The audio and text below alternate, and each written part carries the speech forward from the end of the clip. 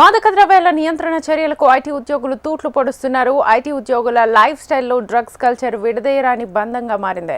మాదక ద్రవ్యాల విక్రయాలు, వినియోగంపై అధికార యంత్రాంగం ఎంత నిఘా పెట్టినా కఠిన చర్యలు తీసుకుంటున్నా ప్రయోజనం లేకుండా పోతోంది. తాజాగా హైదరాబాద్ ఔటర్ రింగ్ రోడ్ ఆవల మొయినాబాద్ పరిసరాల్లోని ఫామ్ హౌజుల్లో డ్రగ్స్ పార్టీ మత్తులో తూగుతోన్న ఐటీ ఉద్యోగులు టాస్క్ ఫోర్స్ పోలీసులకు పట్టుబడ్డారు. ఐటీ ఉద్యోగి బర్త్డే ముసుగులో మాదక ద్రవ్యాలతో ఎంజాయ్ చేస్తున్నారని టాస్క్ ఫోర్స్ పోలీసులకు సమాచారం అందింది. దీంతో పోలీసుల బృందం ఫామ్ హౌస్లో డ్రగ్స్ పార్టీపై సోదాలు చేపట్టింది. డ్రగ్స్ పార్టీలో మునిగి తేలుతున్న 6 ఐటీ ఉద్యోగులను అదుపులోకి తీసుకున్నారు. 2 లక్షల రూపాయల విలువ చేసే డ్రగ్స్, ఖరీదైన మద్యం బాటిళ్లు, ఖరీదైన 3 కార్లను టాస్క్ ఫోర్స్ పోలీసులు సీజ్ చేశారు.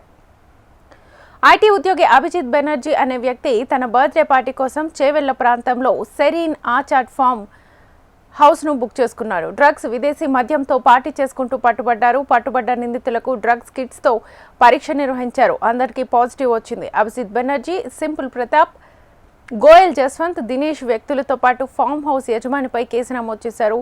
ఫామ్ హౌస్ పై దాడి చేసిన సీఐ భిక్షపతి, ఎస్ఐ బాలరాజు సిబ్బందిని excise enforcement director Shahnawaz Khasim అభినందించారు. ఇదే అంశానికి సంబంధించి ఫుల్ డీటెయిల్స్ మా హైదరాబాద్ బ్యూరో రమణను అడిగి తెలుసుకుందాం. రమణ,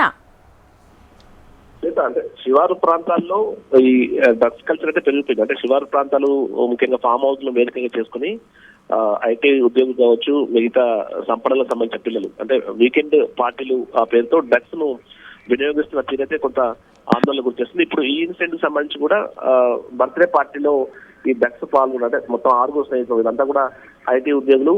ఇందులో ఈ ఎల్ఎస్డి బ్లాక్స్ కావచ్చు, ఆషాయిల్, తర్వాత మిగతా కొన్ని డ్రగ్స్ సంబంధించినటువంటి కొన్ని మత్తు పదార్థాలు కూడా అక్కడ స్వాధీనం చేస్తారు. వారితో పాటు అంటే ఎలాంటి అనుమతులు లేని కొన్ని మద్యం బాటిళ్లను కూడా అధికారులకు ఎక్సైజ్ సంబంధించినటువంటి టీం, ఎన్ఫోర్స్మెంట్ టీం వాళ్ళను అంటే అక్కడ అదుపు తీసుకోవడం జరిగింది.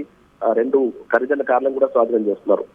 ఏదైతే అభిజిత్ బెనర్జీ అనేటువంటి వ్యక్తి తన బర్త్డే సందర్భంగానే ఈ ఫామ్ హౌస్ బుక్ చేసుకుని ఇక్కడ ఈ పార్టీ చేసుకున్నట్టుగా పక్కా సమాచారం రావడంతోనే ఎక్సైజ్ సంబంధించిన టీం అక్కడ చేరుకుని రైడ్ చేసిన సందర్భంలో ఇదంతా కూడా బయటపడింది.